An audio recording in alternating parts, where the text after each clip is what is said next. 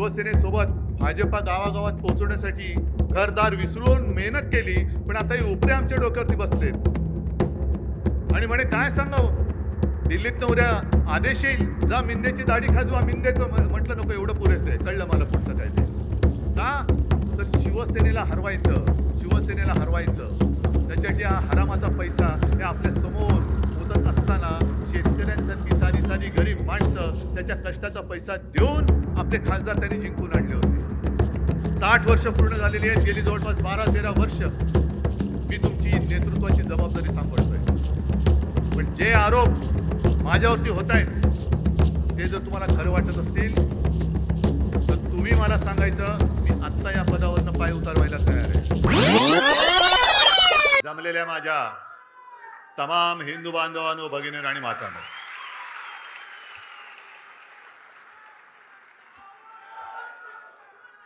आज शिवसेनेचा 60वा वर्धापन दिन आहे आणि 60वा वर्धापन दिन हा हिरक महोत्सव असतो. हिरक महोत्सव असतो. म्हणून नेहमीप्रमाणे मी माझ्या भाषणाची सुरुवात केलेली असली तरी आज विशेष म्हणजे तुम्हाला सगळ्यांना उद्देशून जमलेल्या माझ्या तर आहातच, पण मला दिलेल्या हिऱ्यापेक्षा मौल्यवान जीवाला जीव देणाऱ्या शिवसैनिक बांधवांनो, भगिनी आणि मातांनो, कारण ही देणगी माझी वडिलोपार्जित आहे. त्याच्यामुळे कोणी मायकल लाल ही देणगी माझ्यापासून हिरावून घेऊ शकत नाही. आजचा वर्धापन दिन अनेकांना वाटलं असेल की दुःखी आणि कष्टाने खचून गेलेला शिवसैनिक इथे दिसेल, पण इकडे एक सुद्धा शिवसैनिक खचलेला नाही, उलट पेटलेला आहे.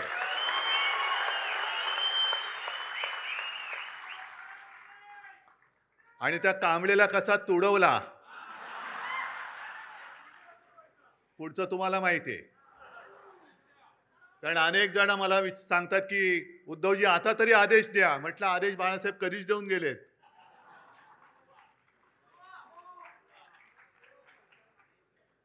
आज विशेषतः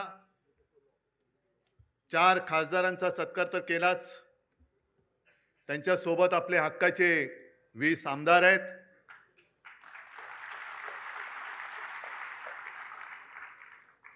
तुमच्यामध्ये बसलेले अनेक नगरसेवक आहेत आणि या चॅनलच्या माध्यमातून देशाच्या कानाकोपऱ्यात शिवसेना आणि बाळासाहेब प्रेमी हा कार्यक्रम बघतायत. तुमचा सत्कार कसा करायचा? माझा जीव ओवाळून टाकला तरी हा सत्कार पूर्ण मी करू शकत नाही. कारण संकटामागून संकट आली, येतील, पुढे येतील, पण संकटाला पुरून उरणारा शिवसैनिक माझ्यासोबत आहे तोपर्यंत मी सुद्धा करणार नाही. ही 60 वर्ष ही काही साधी नव्हती. या 60 वर्षामध्ये ज्यांनी शिवसेनेसाठी खस्ता खाल्ल्या, आज सुद्धा माझ्यासमोर अनेक जण बसलेत, तुरुंगवास भोगलेत, रक्ताचं पाणी केलंय. त्यातले काही जण आपल्यात आहेत, काही जण आपल्यात नाही आहेत. त्या सगळ्यांना मी विनम्र अभिवादन करतोय. शिवसेना प्रमुखांसोबतची ती पहिली नेत्यांची फळी,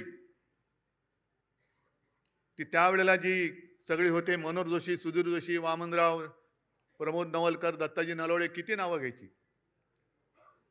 या सगळ्यांनी जे जे काही त्यावेळेला कष्ट घेतले, ते कष्ट आज महाराष्ट्राच्या कानाकोपऱ्यात आपल्याला दिसत आहेत. संकट अनेक आली, हे काही संकट नाहीच आहे. मगाशी चंदन शिवे जे बोलले तेच माझं मत आहे की ज्या वेळेपासून आपण आपलं यश अपयश हे निवडणुकीच्या निकालाबरोबर तुलना करायला लागलो, तिकडे आपण फसलो. शिवसेना जे उत्तर शिवसेना प्रमुखांनी माझ्या समोर, तेव्हाचे जे होम मिनिस्टर होते, मला वाटतं इंद्रजित गुप्ता, आपली सत्ता होती, आपलं सरकार होतं. आणि एक घटना अशी घडली होती की जणू काय आता हे सरकार बरखास्त करणार. आणि ते गृहमंत्री आले होते. शिवसेना प्रमुखांना त्यांनी भेटायची इच्छा व्यक्त केली. शिवसेना प्रमुख गेले, मी सोबत होतो, आणखीन नेते तेव्हा सोबत होते. आणि इंद्रजित गुप्ता म्हणजे किती जणांनी त्यांचा फोटो पाहिला असेल मला माहिती नाही, पण त्यांचा चेहराच असा होता की जणू काही बुलडॉग समोर बसलाय. आणि त्यांनी सुरुवात अशी केली आणि सगळं बोलल्यानंतर बाळासाहेबांनी त्यांना सांगितले, तुम्ही काय कराल? माझं सरकार बरखास्त कराल ना? एक लक्षात घ्या, आम्ही सत्तेसाठी जन्माला आलेलो नाही, सत्ता आमच्यासाठी जन्माला आलेली आहे.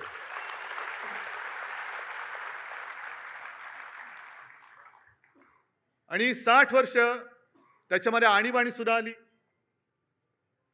आणीबाणीचा काळ आणखीन भयानक होता.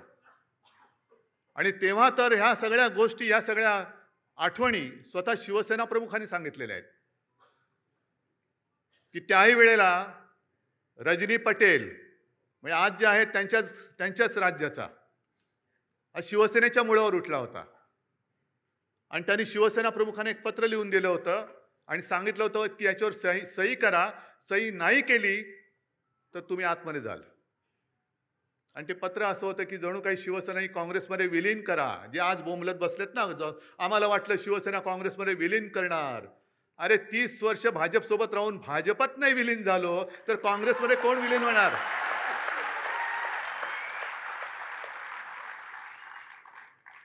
आणि शिवसेना प्रमुखांनी उत्तर दिलं होतं, मी सही करणाऱ्यांना फेकून दिलं पत्र आणि सांगितलं, जा तुझ्या पटेलला सांग, ज्या क्षणी तुम्हाला हात लावशील तेव्हा बाहेर तुझी आरती उठलेली असेल, प्रेत यात्रा निघेल तुझी बाहेर.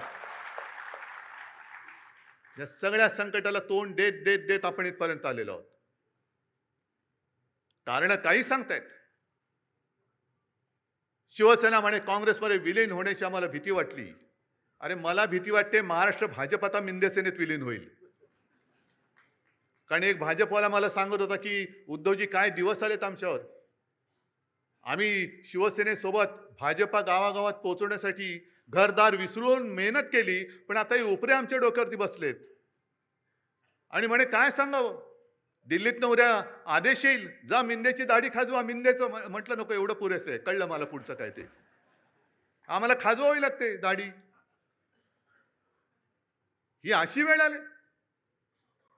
आहे कुठे तो भाजप, आहे कुठे?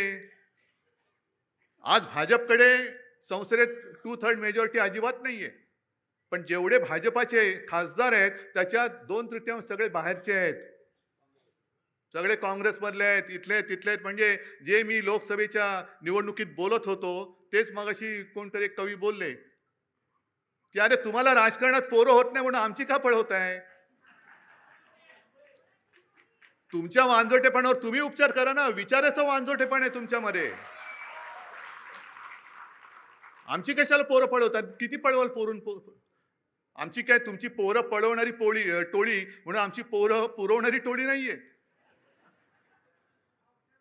किती किती घेऊन जाल तुम्ही? आणि काय उद्धव ठाकरे कोणाला भेटत नाहीत. बरं उद्धवजी नाही तर आदित्य ठाकरे फिरले पाहिजेत.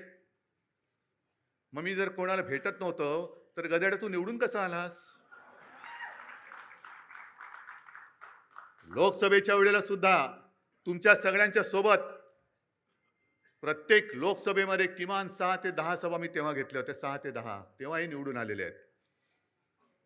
पण जर का मी असं गर्वाने म्हटलं की मी तुला तिकीट दिलं, मी तुला निवडून आणलं, मी तुला मंत्री केलं, मी तुला आमदार केलं, मी तुला विधानसभेतल्या मंत्रिपदाची तिथली खुर्ची दाखवली, तर हा माझा गर्व असेल. पण मी गर्वाने नाही बोलू शकत, कारण मला माहिती आहे की उद्धव ठाकरेला किंमत नाही, उद्धव बाळासाहेब ठाकरेला किंमत आहे.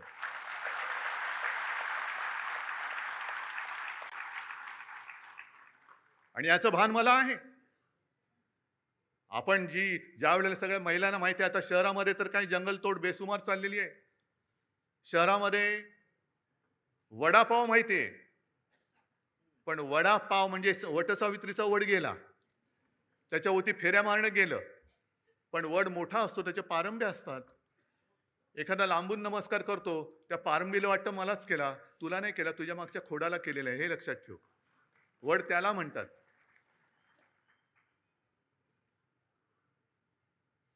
आणि मातोश्रीवरती शिंतोडे उडवत आहेत. मला कळत नाही ही कुठली अवलाद. म्हणजे ज्या शिवसेना प्रमुखांनी मराठी माणसाच्या आणि हिंदूंच्या रक्तामध्ये स्वाभिमान रुजवला, त्या रक्तामध्ये हे भेसळ कुठून आणली? ही कोणाची अवलाद आहे? ते तर कळतंय, दुसऱ्याचे बाप चोरावं लागतायत. कारण मला आठवत आहे की शिवसेनेची जेव्हा स्थापना झाली, तो क्षण आजही माझ्या डोळ्यासमोर आहे. आणि त्या क्षणाचे आता साक्षीदार 2-3 कदाचित मी, चंदू मामा असे 2-3 राहिलो असू.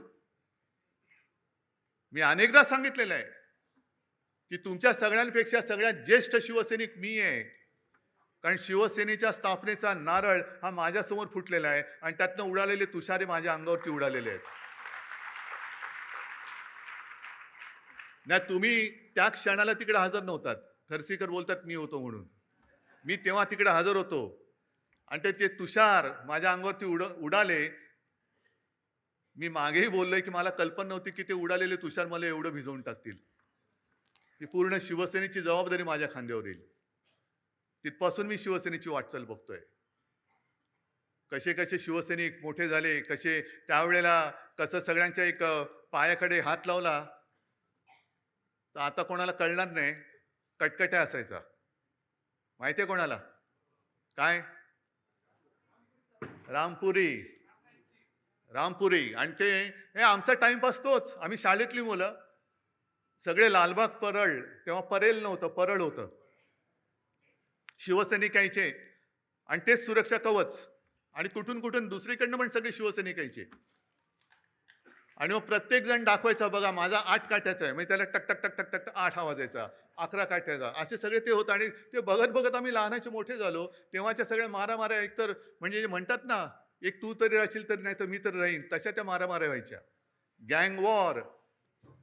हे तसं गँग वॉर आत्ता जसं मध्ये झालं होतं तसं गँग वॉर नाही. वाड्यांची फाईट, सोडा वॉटरच्या बाटल्या, दगडफेक वगैरे सगळं तिथून बघत बघत बघत आता जे सुरू झालंय ते सगळं काय त्याला म्हणतात, ट्रोलिंग. म्हणजे घर बसल्या शिव्या द्यायचं.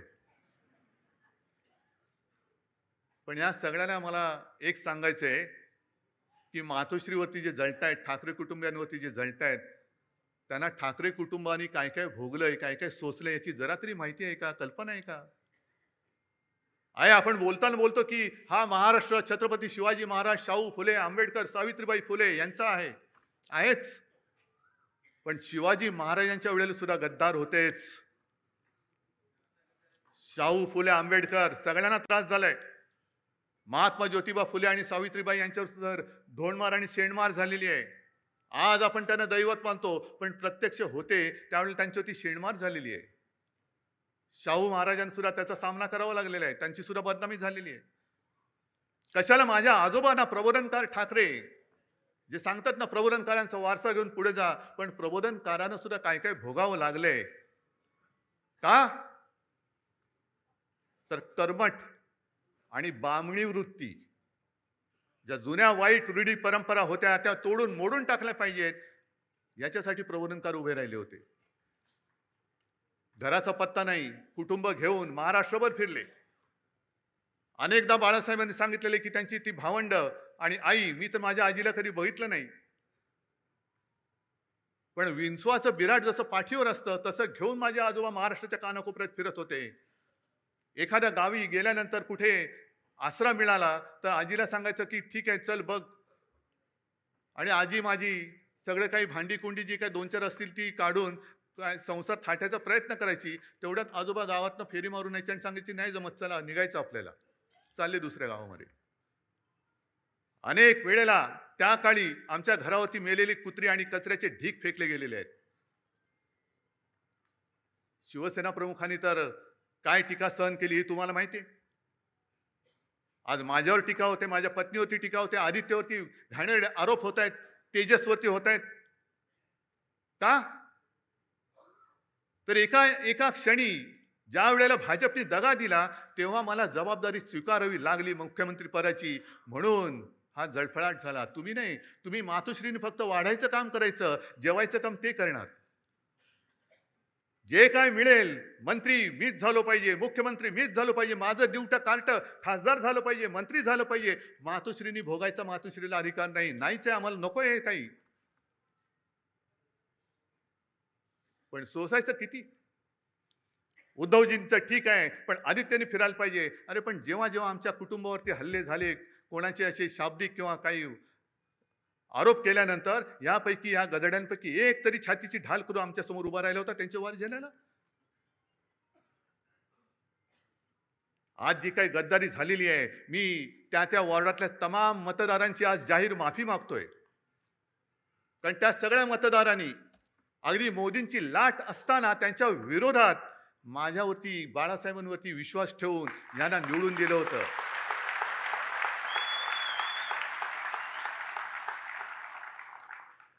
जे आम्हाला डिवचलं जात होतं की तुमची मोदींच्या चेहऱ्यावरती खासदार निवडून आलेत, मोदींचा चेहरा न वापरता आपल्या शिवसेनेचे 9 खासदार डौलाने निवडून आले होते.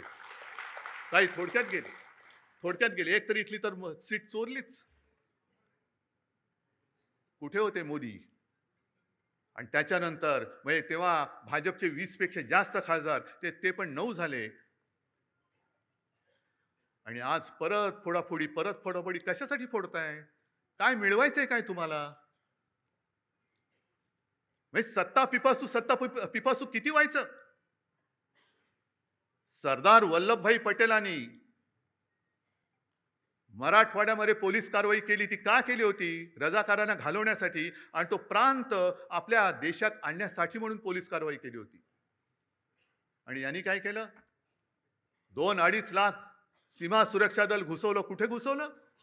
बंगालमध्ये एका महिलेला हरवण्यासाठी निवडणूक आणि स्वतःचा पक्ष जिंकण्यासाठी देशाचं सुरक्षा दल तुम्ही वापरता. कोणालाच काय वाटत नाही. ममता बघा कशा लढतायत काय होतंय? हारल्यानंतर किती देशामध्ये प्रतिक्रिया उमटली. 2.25-2.5 लाख फौज जर तुम्ही निवडणूक जिंकण्यासाठी वापरत असाल, स्वतःच्या पक्षासाठी वापरत असाल, तर मणिपूरमध्ये का नाही घुसवत? अजून 12 वर्ष होऊन गेली, पाक व्याप्त काश्मीरमध्ये अजून का नाही घुसवली? चला उद्या घुसवा, शिवसेना तुम्हाला जाहीर पाठिंबा देते.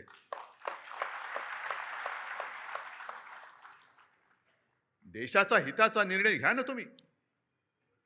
असं फोडून भामटेगिरी करण्यापेक्षा बोलवा ना आम्हाला. आम्ही तर पाकिस्तानी नाही होत ना. माझ्या घराण्याचा इतिहास आहे, तुमच्या असलं तर तुम्ही पण सांगा. असेल, मी कुठे नाही म्हणतोय. आम्ही पाकिस्तानातून आलेलो नाही आहोत. आम्ही सुद्धा देशप्रेमी आहोत, तुमच्या एवढेच किंवा तुमच्यापेक्षा जास्त जास्त आम्ही देशप्रेमी आहोत. आणि आज जे आपल्याला विरोध करतायत हे तेच आहेत ज्यांनी शिवसेना प्रमुखांना विरोध केला. पण तेव्हा शिवसेना प्रमुखांची गरज होती त्यांना. माझ्या आजोबांना विरोध करणारे हे गोमूत्रधारी जे होते, त्या प्रवृत्त्या परत बोकाळलेल्या आहेत. हो, मी त्यांना गोमूत्रधारीच म्हणतो. हे हिंदुत्व नाहीये, हे भोंदुत्व आहे. आमचं हिंदुत्व हे शेंडी जाणवाचं नाहीये, आमचं हिंदुत्व हे राष्ट्रीयत्व आहे. आमचं हिंदुत्व हे राष्ट्रीयत्व आहे. आणि हिंदूंमध्ये, आणि आज मला खरंच एका गोष्टीचा अभिमान वाटला की येताना परत आपले ते सगळे तेजस्वी भगवे झेंडे मला दिसले. कारण मी मागेच सांगितलंय, मशाल वेगळी ठेवा आणि भगवा वेगळा ठेवा. छत्रपतींचा भगवा होय, वारकऱ्यांचा भगवा, हिंदूंचा भगवा, महाराष्ट्र धर्माचा भगवा, त्याच्यावरती दुसरं कोणतेही चित्र नकोय. आणि जो भगव्यामध्ये भेद करतो तो अस्सल हिंदू असूच शकत नाही. त्याच्या रक्तामध्ये ही गद्दारांची, बेईमानीची, अवलादीचं, भेसळीचं रक्त आहे. भेसळयुक्त रक्त हे भगवा हातात घेऊ शकत नाही, घेता कामा नये. आज शिवसेना 60 वर्षाची झाल्यानंतर पुढे काय करणार? ज्या पद्धतीने आजच्या देशाचं राजकारण चालू आहे हे बघितल्यानंतर जनतेचा लोकशाहीवरचा विश्वास आता उडत चाललेला आहे. म्हणजे आज 2 कवींनी त्यांच्या कविता सादर केल्या. इंस्टाग्रामवरती आज मी एक कार्टून पाहिलं, ते पण सांगणार आहे. आणि एका कवीची एक कविता ती पण आत्ता मला आठवली. आपण काय म्हणतो? मशाली समोरचं बटन दाबा, आम्हाला मत मिळेल. काँग्रेस काय म्हणतं? हातासमोरचं बटन दाबा, आम्हाला मत मिळेल. पवार साहेब म्हणतात तुतारीचं बटन दाबा, आम्हाला मत मिळेल. भाजप म्हणतात तुम्ही कोणाचंही बटन दाबा, तो माणूस आमच्याचकडे येणार आहे. मग निवडणुकीचा खर्च करता कशाला? आणि आता हे जे दिवस चाललेले आहेत ते बघितल्यानंतर डॉक्टर लोक आता प्रश्नचिन्हांकित झाले, तर आपण नेमकं करतो काय?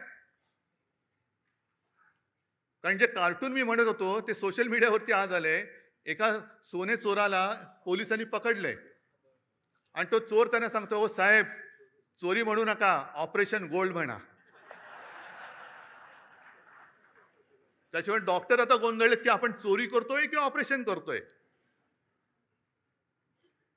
पण हे असं ऑपरेशन जर होत असेल तर तुम्हाला सगळ्यांना आणि आपल्या देशाला मिळून ऑपरेशन कमळ करावं लागेल. हा लोकशाहीचा धोका आहे. लोकशाहीला हा धोका आहे. देश असंच जर का चालत राहिलं तर देश अराजकाच्या दिशेने चाललेला आहे. ही मला वाटणारी भीती आहे. मी भाकीत करणारा नाहीये. ज्योतिषावरती तर माझा बिलकुल विश्वास नाहीये. पण समोर म्हणजे तुम्ही आता समोर दिसतात तेच भवितव्य आहात. कारण ज्या देशामध्ये तरुणाईला झुरळ म्हटलं जातं, मानलं जातं, त्या देशाचं भविष्य काय असणार?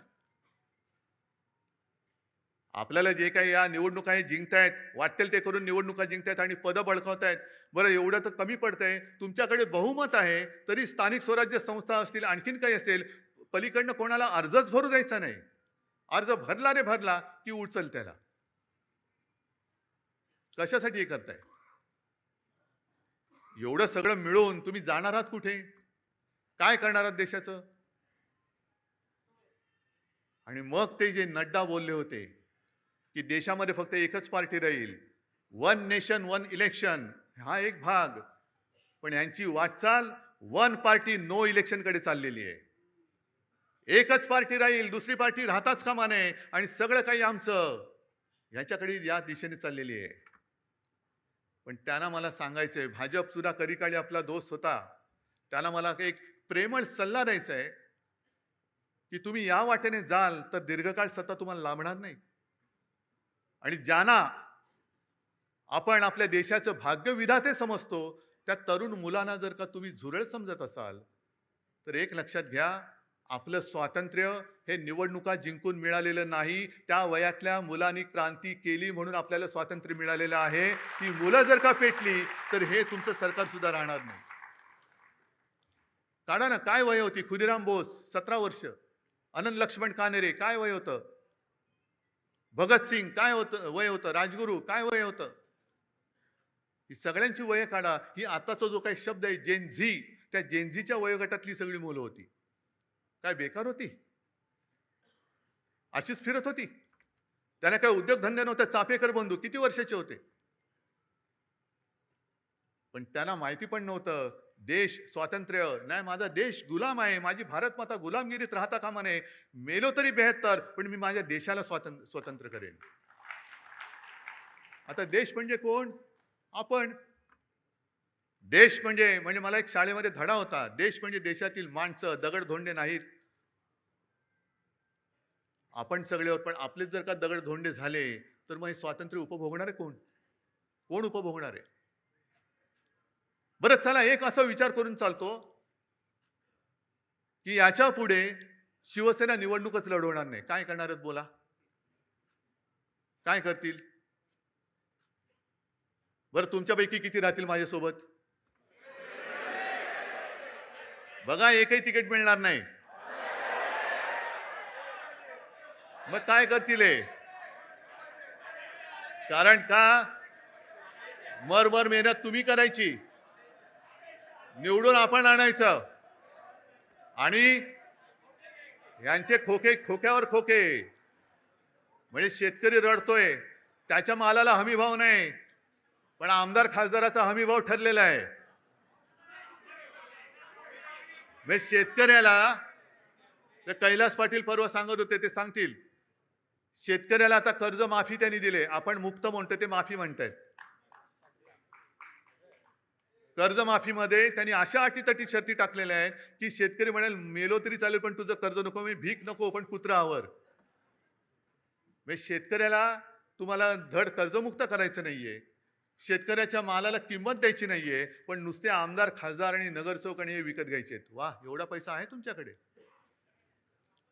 निवडणुकीच्या आधी लाडकी बहीण आणि आता 80 लाख महिलांचं ते त्यांची ओवाळणी काढून घेतलेली आहे. काय टर्रेबाजी करत होते, दाढी खाजवत फिरत होते. काय मिळाले की नाही, मिळाले की नाही. पण मला एका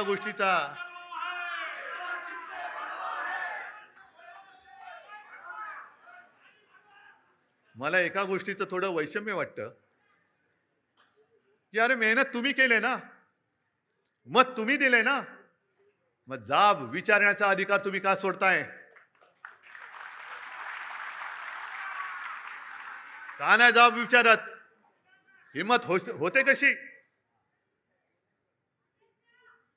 होते कशी? आदेश काय देऊ? निवडून आणा म्हणून तुम्हाला मी आदेश दिला होता, तुम्ही निवडून दिलं, मग मेहनत तुम्ही घेतलेली आहे. मेहनत केल्यानंतर जाब विचारण्याचा अधिकार तुमचा आहे, तुम्ही तो बजावत नाही आहात. विचारा जाब त्यांना. आणि मी स्वतः बघितलेलं आहे. हे आता जे गेलेत त्याला कैलास साक्षीदार आहे. माझं भाषण झाल्यानंतर तुडुंब सभा होती. माझं भाषण झालेलं एक शेतकरी आला, मळके कपडे, शेतकऱ्याचे कपडे तसेच असतात, आणि एक बटवा घेऊन आला. मला म्हणाला की उद्धवजी, तुमच्या हस्ते ही मला मदत आपल्या उमेदवाराला द्यायची आहे. किती असेल हो त्याच्यामध्ये पैसे? हा, काय शेतकऱ्याची कमाई किती असेल, किती पैसे असतील त्याच्यामध्ये? मी नाही बघितले. पण एवढूसा बटवा होता, पण तो प्रेमाने द्यायला आला होता, आणि त्या प्रेमाच्या 1 रुपयाने ती निवडणूक आपण जिंकलो होतो. समोरून पैशाचा महापूर होता, धबधबे कोसळत होते. 50 कोटी काय, 100 कोटी काय? का? तर शिवसेनेला हरवायचं. त्याच्यासाठी हा हरामाचा पैसा हे आपल्या समोर ओतत असताना शेतकऱ्यांसारखी सारी सारी गरीब माणसं त्याच्या कष्टाचा पैसा देऊन आपले खासदार त्यांनी जिंकून आणले होते. कुठे फेडाली पाप? कुठे फेडाल? आणि तेच उमेदवार बोलले होते की खंडोजी खोपडे नाव घेतलं तर तुम्ही काय म्हणता? सूर्याजी पिसाळ नाव घेतल्यानंतर तुम्ही काय म्हणता? मग 400 वर्ष झाली तरी त्यांच्या कपाळावरचा गद्दारीचा शिक्का पुसला नाही. यांना किती वर्ष लागतील यांच्या कपाळावरचा शिक्का पुसायला? हे ज्यांनी विचारलं त्यालाच विचारा, आता तू काय म्हणतोय?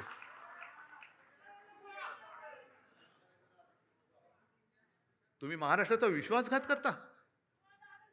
अरे त्यावेळेला आपल्या महाराष्ट्राने तो त्यांचा अश्वमेध अडवला होता. हा पराक्रम महाराष्ट्राने केलेला आहे. त्याही वेळेला काँग्रेस सोबत होतीच ना. काँग्रेसच्या नेत्यांच्या सभा तुम्हाला हव्या होत्याच ना. आज एकदम तुम्हाला वाटायला लागलं की शिवसेना काँग्रेसमध्ये विलीन होईल. शिवसेना विलीन होण्यासाठी आलेली नाहीये, तर शिवसेना ही मराठी माणसाच्या आणि हिंदुत्वाच्या रक्षणासाठी आणि न्याय हक्काच्या लढ्यासाठी जन्माला आलेली आहे. आणि मग काँग्रेसचा विषय काढलाच आहात तर तेही तुम्हाला सांगतो, काँग्रेसने सुद्धा आपल्याला छळलंच नाही, म्हणतच नाही मी. आपला अर्ध्याहून अधिक आयुष्य हे काँग्रेस बरोबरच्या दुश्मनीमध्ये, राजकीय वैरामध्ये गेलेलं आहे.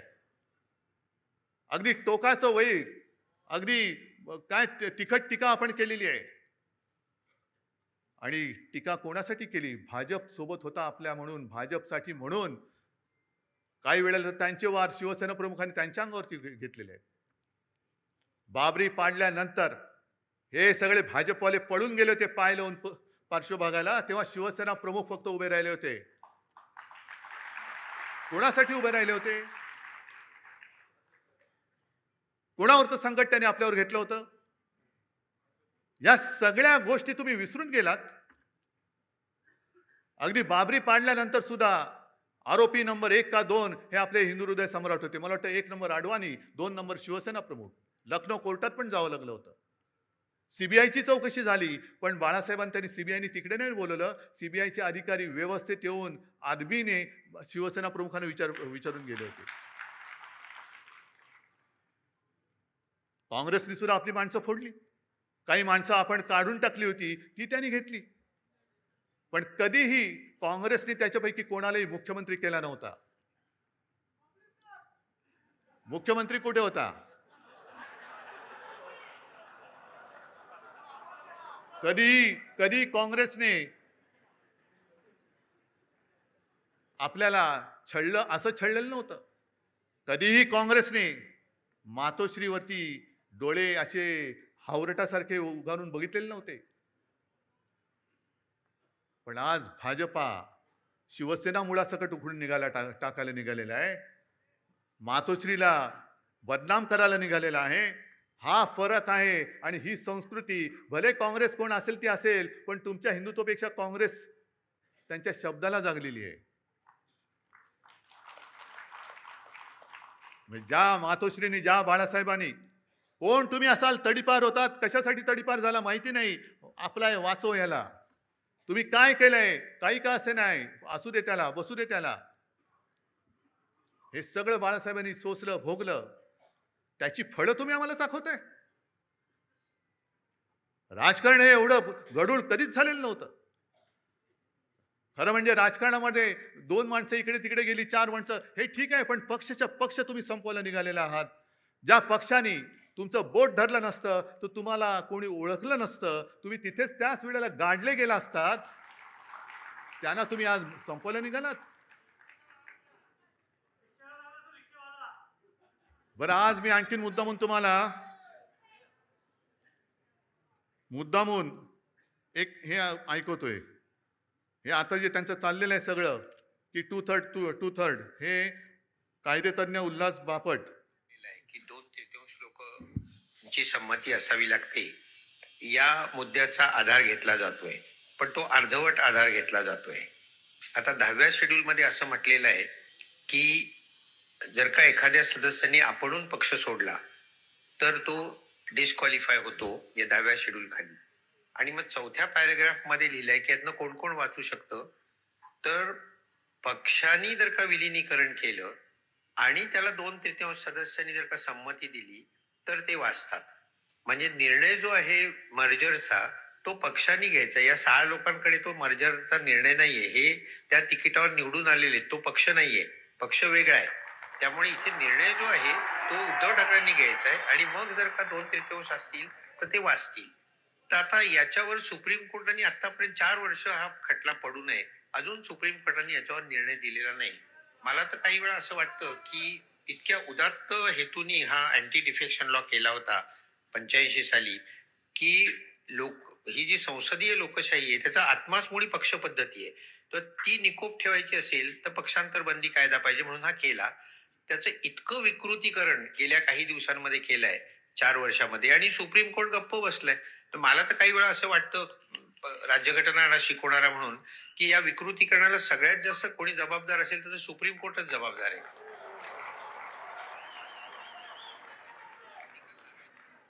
बोला. आता उद्या आमच्या आणि बापट साहेबांच्या डोक्यावरती हातोडा पडेल, सुमोटो.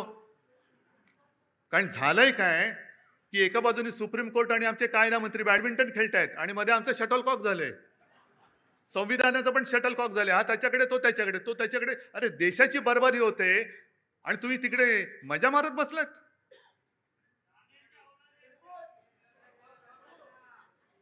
पण आता विचार सगळ्यांनी केला पाहिजे, केवळ शिवसेनेने नाहीये. हा विषय शिवसेनेचा नाहीये. का शिवसेना पाहिजे, एक तर शिवसेना हवी आहे की नकोय, हा विचार सगळ्यांनी करा. महाराष्ट्राने केला पाहिजे. आज सुद्धा मी जेव्हा जातो, म्हणजे अगदी ठीक आहे, मी जिल्हा परिषद निवडणुकीला नाही फिरलो कोणी. याचं कारण मला स्थानिक नेते उभे राहिले पाहिजे. त्यांच्या जीवावरती तुम्ही शिवसेनेची धुरा ही स्थानिक पातळीवर तरी सोपवणार आहात की नाही? का प्रत्येक वेळेला आपले पंतप्रधान येतात, अगदी दूध संघाच्या निवडणुकीला सुद्धा भाई और बहनो, मग माझे स्थानिक लोक आहेत कुठे? बरं, तुम्ही खासदार आहात, तुम्ही आमदार आहात, अरे करा ना निवडणूक, लढवा. पण ज्या वेळेला आपत्ती आली होती मराठवाड्यावरती, या गेल्याच वर्षी जमीनच्या जमीन वाहून गेली होती, शेतकऱ्याची जमीनच्या जमीन. महापुरामध्ये घरं वाहून गेली, भांडीकुंडी वाहून गेली, वह्या पुस्तकं वाहून गेली. तेव्हा मुख्यमंत्री उपमुख्यमंत्री कोणी आले नव्हते. मी आणि माझ्या बरोबर हे सगळे अंबादास, चंद्रकांत खैरे साहेब, कैलास वगैरे त्यावेळेतले सगळे आमदार, खासदार आणि आपले शिवसैनिक त्यांच्या मदतीला धावून गेलो होतो.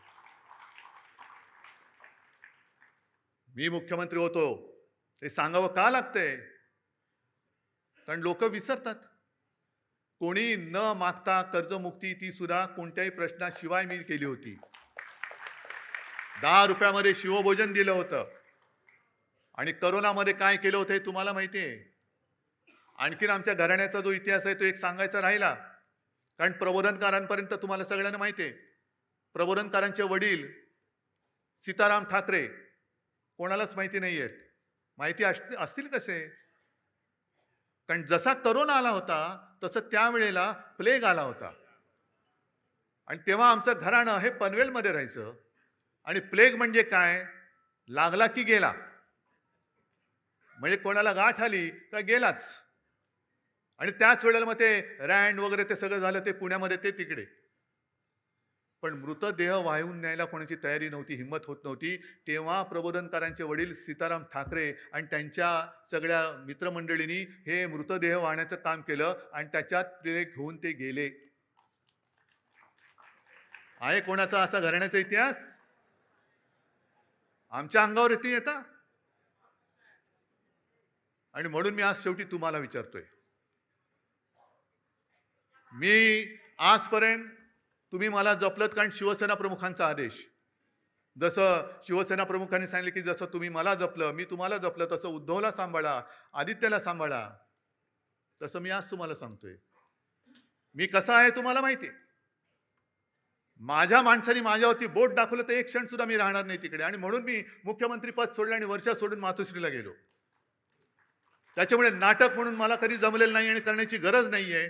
मला जर का काही पाहिजे असतं तर आज सुद्धा मी विनासायास विधान परिषदेमध्ये टिकोजीरावासारखं जाऊन बसलो असतो, पण मी नाही गेलो. म्हणून मी आज तुम्हाला सांगतोय, विचार करून उत्तर द्या. 60 वर्ष पूर्ण झालेली आहेत. गेली जवळपास 12-13 वर्ष मी तुमची नेतृत्वाची जबाबदारी सांभाळतोय. पण जे आरोप माझ्यावरती होत आहेत ते जर तुम्हाला खरं वाटत असतील तर तुम्ही मला सांगायचं, मी आत्ता या पदावरनं पाय उतारवायला तयार आहे. फक्त माझी एक अट आहे की ही सोन्यासारखी शिवसेना चोराच्या दरोडेखोराच्या हातात जाऊ द्यायची नाही. तुमच्यापैकी एक शिवसैनिक येऊ द्या, तो शिवसेना पक्षप्रमुख बनेल, मला त्याचं सुद्धा कौतुक वाटेल. मला नेतृत्वाची सोच नाही, मला नेतृत्वाची हाव नाहीये. मी आत्ता हे पद सोडायला तयार आहे.